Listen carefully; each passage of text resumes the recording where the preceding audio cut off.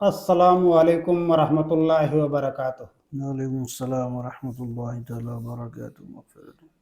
हज़रत, एक भाई का सवाल है कि हम जिस सोसाइटी में रहते हैं वहाँ पर कसीर तादाद में नेक लोग, अच्छे लोग हैं, मगर चंद अफराद ऐसे भी हैं जो आए दिन किसी न किसी बात को लेकर लोगों से लड़ते झगड़ते हैं, लोगों को परेशान करते हैं। ताना कसी, गाली गलौज करना उनकी आदत में शुमार है। लब्बो लुआब ये कि लोगों को नीचा दिखाना, लोगों को ठेस पहुंचाना उनकी दिनचर्या में शामिल है।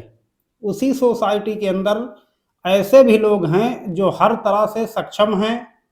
ताकत, दौलत, शोहरत, यानी कहा जाए तो कुदरत ने हर चीज़ से नवाजा हुआ है, मगर यही सक्षम लोग और जो मातबर लोग हैं, गरीब असहाय पर जुल्म होता हुआ देखकर कतराकर निकल जाते हैं, गोया कि उन्होंने कुछ देखा ही नहीं।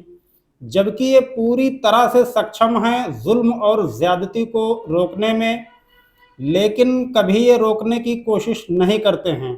तो ऐसे लोगों का शरीयत में क्या हुक्म है, क्या कहता है इस्लाम ऐसे लोगों के बारे में जो जुल्म करते हैं या जुल्म होता हुआ देखकर ताकत में रहते हुए भी पतली गली से निकल जाते हैं? ये है सवाल हजरत। बिस्मिल्लाहिर्रहमानिर्रहीम।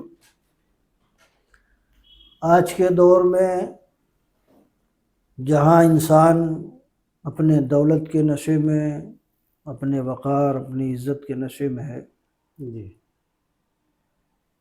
ये सही है कि कुछ लोग समाज में ऐसे होते हैं जो होते बड़ी कलील तादाद में हैं, लेकिन पूरे समाज पर हावी होते हैं। जी, जैसा कि आपने कहा कि अच्छे लोग, हर समाज में अच्छे लोग होते हैं, बुरे लोग भी होते हैं, दोनों टाइप के लोग होते हैं। लेकिन आज मुसलमान, सबसे बड़ी अफसोस की बात यह है कि आज मुसलमान अल्लाह के रसूल सल्लल्लाहु ताला अलैहि वसल्लम के बताए हुए रास्ते से बिल्कुल हटकर ज़िंदगी गुजार रहा है। बिल्कुल।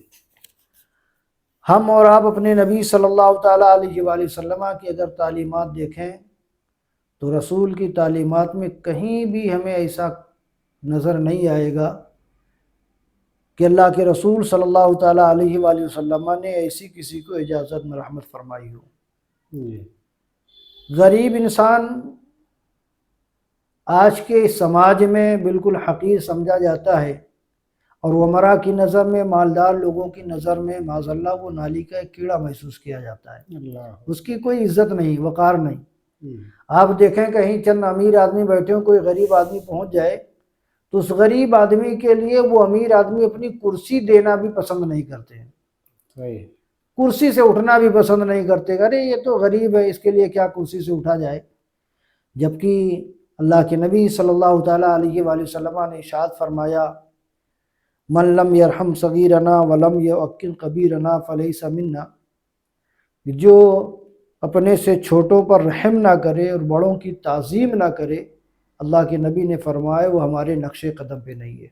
जी, अब सवाल ये है कि हम अपने ईगो में रहते हैं और ईगो की वजह से गरीब की गुर्बत का हम मजाक उड़ाते हैं, जबकि हमारे नबी सल्लल्लाहु ताला अलैहि वसल्लम हमेशा दुआ फरमाया करते थे।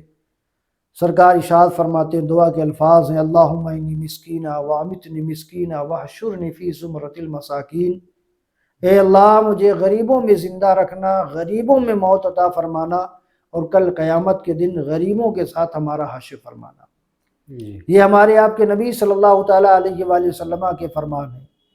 जब अल्लाह के नबी सल्लल्लाहु अलैहि वसल्लम ऐसी दुआ फरमाते तो उम्मुल मोमिनीन हज़रत आयशा सिद्दीक़ा रज़ियल्लाहु ताला अन्हा पुकार कर, तड़प कर कहती, या रसूल अल्लाह, कायनात की हर ज़र्रे पर हुक्मरानी आपकी है, हुकूमत आपकी है। चाँद सूरज, ज़मीन व आसमान, हर जगह आपकी हुकूमत है या रसूलल्लाह, फिर आप ऐसी दुआ मांगते हैं। तो अल्लाह के नबी सल्लल्लाहु अलैहि वसल्लम ने इरशाद फरमाया, है आयशा, क्या आपको मालूम नहीं है कि एक अमीर आदमी से ये गरीब आदमी कल क़यामत के दिन 40 साल पहले जन्नत में दाखिल किया जाएगा। सुभान अल्लाह। गरीब आदमी अमीर आदमी से 40 साल पहले जन्नत में दाखिल किया जाएगा। अब चूंकि गरीब जिनके पास कुछ नहीं है, कल क़यामत के दिन उनके पास हिसाब देने के लिए भी कुछ नहीं होगा, جن کے پاس مال زیادہ ہے کل قیامت کے دن ان کو زیادہ حساب دینا ہوگا۔ اور آج اگر ہم اپنے سماج میں، حضرت علی رضی اللہ تعالیٰ عنہ کا قول ہے، حضرت علی رضی اللہ تعالیٰ نے فرمایا کہ لوگوں دوسروں کو عزت دو، دوسروں کی تعظیم کرو، اگر ان کو عزت دینے سے تمہاری عزت چلی جائے تو کل قیامت کے دن علی سے اپنی عزت وصول کر لینا۔ ہم اس اسلام کے ماننے والے ہیں، ہم اس اسلام میں زندگی گزار رہے ہیں، ہم نے اس نبی کا کلمہ پڑھا ہے جس نے اونچ نیچ کا فرق مٹا دیا، غریب امیر کا فرق مٹا دیا، گورے کالے کا فرق مٹا دیا۔ اسلام میں کسی کو کسی پر فوقیت نہیں ہے، کوئی کسی سے بڑا نہیں، کوئی کسی سے افضل نہیں، کوئی کسی سے بہتر نہیں۔ بہتری کا ایک معیار اللہ رب العزت نے قرآن میں فرمایا، اِنَّ أَكْرَمَكُمْ عِندَ اللہِ أَتْقَاكُمْ، کہ تم میں بہترین وہ بندہ ہے جو سب سے زیادہ متقی اور پرہیزگار ہے، تقوی والا انسان۔ اب اگر سماج میں ایسے گندے لوگ ہیں تو گندگی تو ہے ہی ہے سماج میں۔ اب چونکہ وہ پیسے کے بلبوتے ان کا ایگو ہارڈ ہو جاتا ہے، وہ غریب کو کچھ نہیں سمجھتے ہیں، غریب کو نالی کا کیڑا سمجھتے ہیں، غریب کی زندگی پر اف تک نہیں کرتے، غریب کی زندگی پر کبھی ایک لمحے کے لیے کھڑے نہیں ہوتے۔ لیکن آج اگر آپ دنیا کا مشاہدہ کریں تو چاہے وہ فارچونر سے چلنے والا ہو، چاہے اسکارپیو سے چلنے والا ہو، چاہے اور لیگزری بڑی بڑی گاڑیوں میں چلنے والا ہو، اگر کسی کے جنازے کو کوئی کاندھا دیتا ہے تو وہ غریب ہی دیتا ہے۔ بالکل بالکل درست بات ہے۔ اگر کسی کی قبر کھودتا ہے تو وہ غریب ہی کھودتا ہے، اگر کسی کی قبر میں اتر کر بنگا لگاتا ہے تو وہ غریب ہی لگاتا ہے۔ اگر آپ کے دروازے، امیر آدمی کے دروازے فنکشن ہے، کوئی پارٹی ہے، شادی بیاہ کا کوئی ماحول ہے، تو وہاں ہمارا نثر نہیں آئیں گے۔ بالکل۔ اور جب گھر سے جنازہ نکلتا ہے تو کاندھا دینے والے بھی غریب لوگوں کی جماعت آپ کو دکھے گی۔ یہی لوگ ہوتے ہیں۔ گاڑیوں سے چلنے والے تو دور اپنی گاڑیوں میں کھڑے ہوں گے اور آتے ہوئے جنازے کا انتظار کریں گے، کتنی جلدی آئے، کتنی جلدی نماز جنازہ ہو اور کتنی جلدی ہم فرصت پا کر اپنے اپنے کاروبار کی جانب لوٹ جائے۔ تو غریبوں سے اللہ کے رسول صلی اللہ علیہ وسلم نے محبت فرمائی۔ غربت اللہ رب العزت کے پیارے حبیب کو پسند تھی۔ اللہ کے پیارے حبیب صلی اللہ تعالیٰ علیہ وآلہ وسلم نے پوری زندگی غربت میں گزاری، جبکہ ظاہری طور پر اللہ کے نبی صلی اللہ تعالیٰ علیہ وآلہ وسلم کے پاس کسی چیز کی کمی نہیں۔ تو مسلمانوں غریبوں کو حقیر مت سمجھو، انہیں ذلیل مت سمجھو، انہیں رسوا نہ سمجھو، یہ سمجھو کہ اگر اللہ تمہیں دولت دے کر دھنوان بنا کر عزت والا دنیا کے اعتبار سے بنا سکتا ہے تو تمہاری دولت لے کر وہ تمہیں کنگال بھی بنا سکتا ہے۔ جس بھائی کا سوال تھا اس کا اہم پوائنٹ یہ تھا حضرت کی جو ظلم کر رہے ہیں اور جو ظلم ہوتا دیکھ کر کترا کر نکل جاتے ہیں، شریعت میں ان کے لیے کیا حکم ہے؟ ظلم کی کیا حرمت ہے اسلام میں؟ کیا اس پہ سزا ہے آخرت میں؟ اس سے ریلیٹڈ آپ کچھ۔ ظلم ایک بہت بڑا گناہ ہے جی، اور اگر کہیں ظلم ہو رہا ہے تو شریعت کا معاملہ ہے کہ آپ سے اگر ہو سکے تو آپ اس ظلم کو روکیے، جی، جس حیثیت سے بھی ہو سکے اس حیثیت سے روکیے۔ اگر کسی حیثیت سے نہیں بن پڑتا، آپ نہیں اس کو کر سکتے، دفاع نہیں کر سکتے، تو پھر آپ اپنے دل میں اسے برا جان کے وہاں سے ہٹ جائیے۔ اگر آپ دفاع نہیں کر پا رہے ہیں تو زبان سے کر سکتے ہیں زبان سے کریے، ہاتھ سے کر سکتے ہیں ہاتھ سے کریے، قلم سے کر سکتے ہیں قلم سے کریے۔ لیکن اگر ظلم ہو رہا ہے اور آپ وہاں کھڑے ہیں، تماشا دیکھ رہے ہیں، آپ ظالم کے ساتھ کھڑے نہیں ہیں، لیکن مظلوم پر ظلم ہوتا ہوا دیکھ کر بھی آپ کچھ بولنا نہیں چاہتے، کچھ پسند نہیں کرتے، لب کشائی کرنا نہیں چاہتے، تو یاد رکھیے جو حشر کل قیامت کے دن ظالم کا ہوگا وہی ظالم کے پیچھے کھڑے ہونے والے لوگوں کا بھی ہوگا۔ جی، جو حضرت نے بات کہی ہمیں اس سے جو ہے سیکھ لینی چاہیے کیا ہے شریعت میں، اور امید کرتا ہوں کہ جس بھائی کا سوال ہے اہم مسئلے پر حضرت نے بول دیا ہے، وہ سمجھ گئے ہوں گے کہ کیا ہے۔ جی حضرت آگے جاری رکھیں آپ۔ تو ظلم آج کے دور میں، ہمارے دور میں، ہمیں تو اللہ کے نبی صلی اللہ علیہ وسلم کے کردار کے سانچے میں زندگی گزارنا چاہیے۔ ہمارا اخلاق اتنا اعلیٰ ہونا چاہیے، ہمارا کردار اتنا اعلیٰ ہونا چاہیے، ہماری زبانیں اتنی میٹھی ہونی چاہیے کہ لگے کہ واقعی کوئی محمد عربی صلی اللہ علیہ وسلم کا غلام جا رہا ہے۔ جب اس معیار کی زندگی آپ گزاریں گے، آپ تاریخ اسلام اٹھا کے دیکھیے اللہ کے نبی صلی اللہ علیہ وسلم پر کیسے کیسے ظلم ہوئے۔ جتنا ظلم ہمارے آپ کے نبی صلی اللہ علیہ وسلم پر ہوا اتنا ظلم کسی پر نہیں ہوا۔ بالکل صحیح۔ جس طریقے سے اذیتیں دی گئیں، تکالیفیں دی گئیں، لیکن سرکار صلی اللہ علیہ وسلم نے ظلم کا جواب ظلم سے نہیں بلکہ عفو درگزر سے فرمایا۔ اللہ کے نبی صلی اللہ تعالیٰ علیہ وآلہ وسلم نے سب کو معاف فرما دیا، جو ظلم کرنے والے لوگ تھے ان کو بھی معاف فرما دیا، جس حیثیت سے بھی جس نے ظلم کیا تھا، تکالیفیں دی تھی، چاہے زبان سے، ہاتھ سے، کردار و عمل سے، اللہ کے نبی صلی اللہ علیہ وسلم نے سب کو معاف کر دیا۔ ہمیں بھی چونکہ ہم نے بھی اللہ کے نبی صلی اللہ علیہ وسلم کا کلمہ پڑھا ہے تو ہمیں بھی کشادہ دل اور شرح صدر کے ساتھ ہمیں بھی اپنے سامنے والے کو یہ سمجھ کے معاف کر دینا چاہیے کہ معاف کر دینا مصطفیٰ جان رحمت صلی اللہ علیہ وسلم کی پیاری پیاری سنت ہے۔ اگر اس معیار کی زندگی ہمارے سماج میں لوگ جینے لگے، ہر آدمی ایک دوسرے کی معافی کو معاف کرنے لگے، درگزر کرنے لگے، تو پھر سماج ہمارا واقعی بہتر سے بہتر ہو جائے گا۔ اصل میں مسئلہ ایک چیز ہم جو اپنی آنکھوں سے دیکھتے ہیں، سنتے ہیں کہ جہاں پر بھی تقریر ہوتی ہے یا چھوٹا موٹا جلسہ لوگ کرواتے ہیں تو جو بھی حضرات وہاں علماء حضرات آتے ہیں، زیادہ تر ہماری جماعت میں ولیوں کا بیان ہوتا ہے۔ کیا یہ بہتر نہیں کہ ہم جس چیز کی سماج کو ضرورت ہے اس پہ زیادہ باتیں کی جائیں، اور جو ایک زمانے سے باتیں ہوتے چلی آ رہی ہیں، اب کون نہیں جانتا کہ مطلب کون سی ولی کی درگاہ کہاں پر ہے اور کس کو ماننا چاہیے، کس کی فاتحہ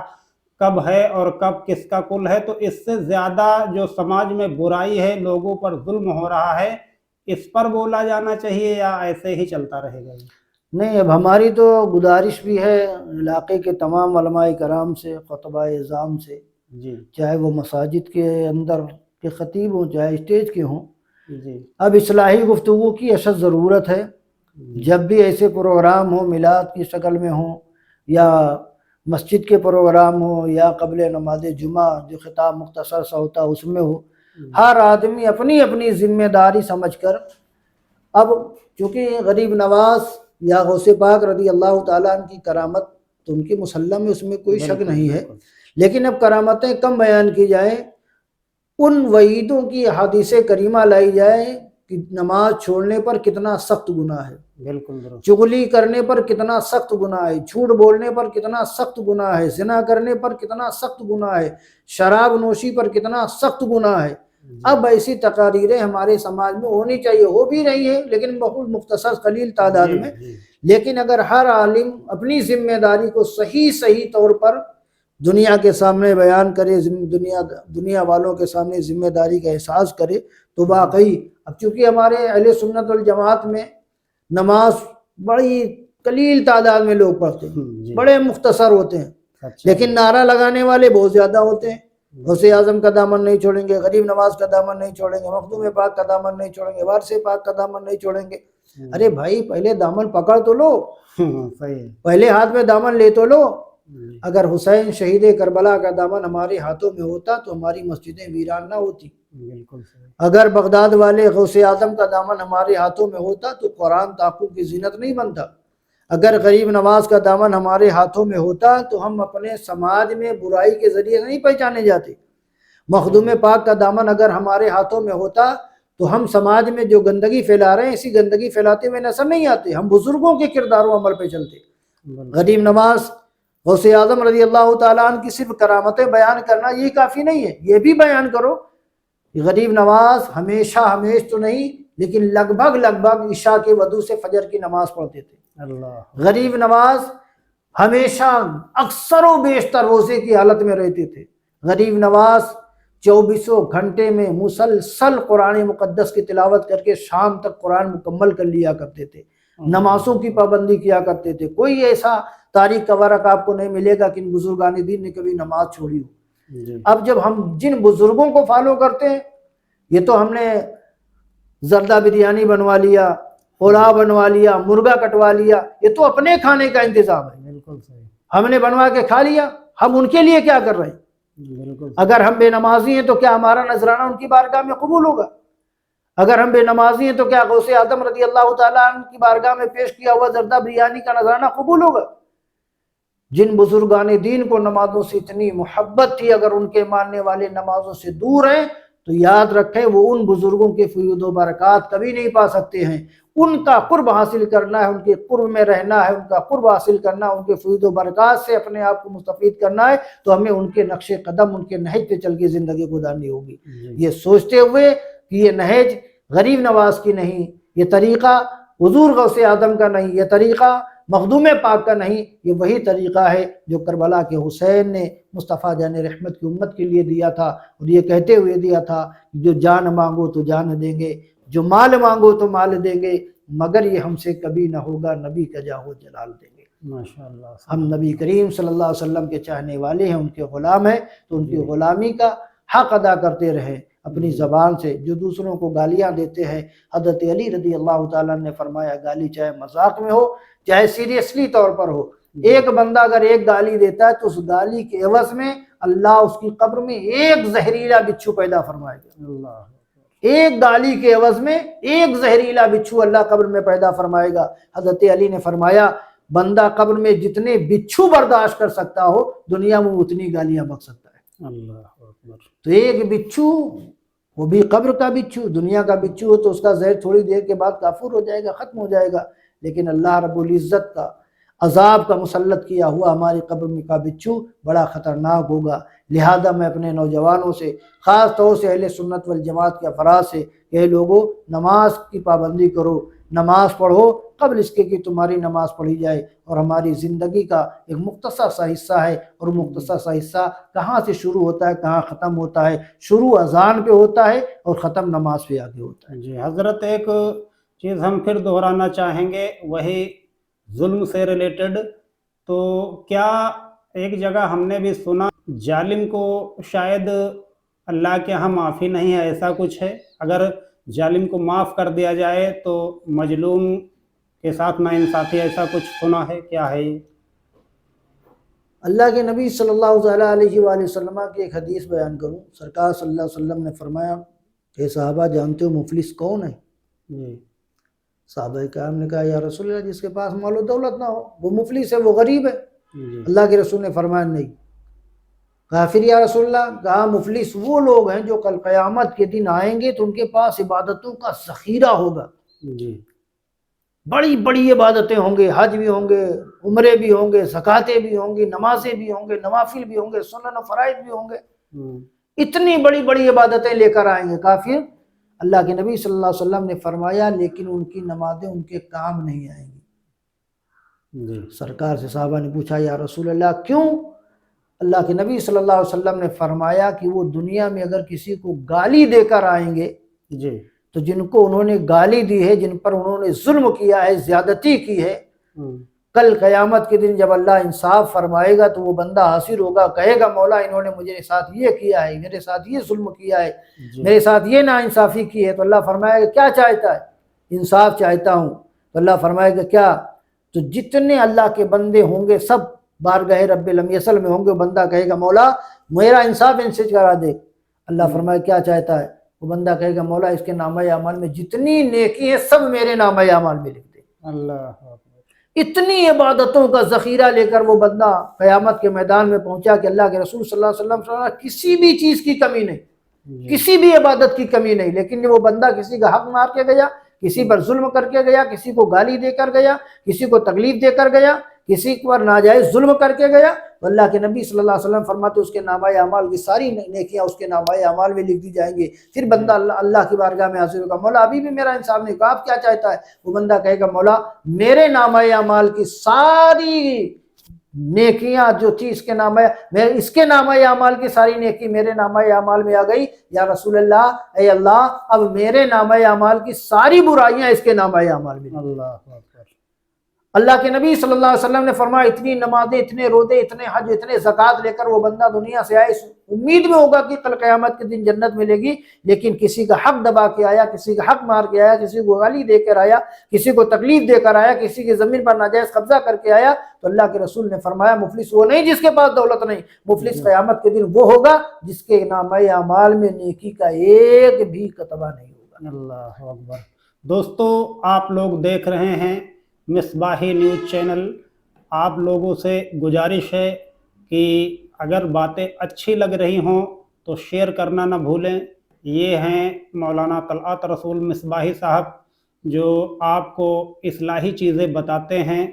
دیگر اور بھی عالم سے ہم کوشش کریں گے کہ جو سماج میں برائیاں ہیں اس کے لیے بہت ساری ویڈیو بنائی جائیں तो आप इसको शेयर करते रहिए। आप कुछ करें ना करें, लेकिन इस वीडियो को दूसरे तक सदक़े जारिया समझ के पहुँचाएँ, सब आपका काम है।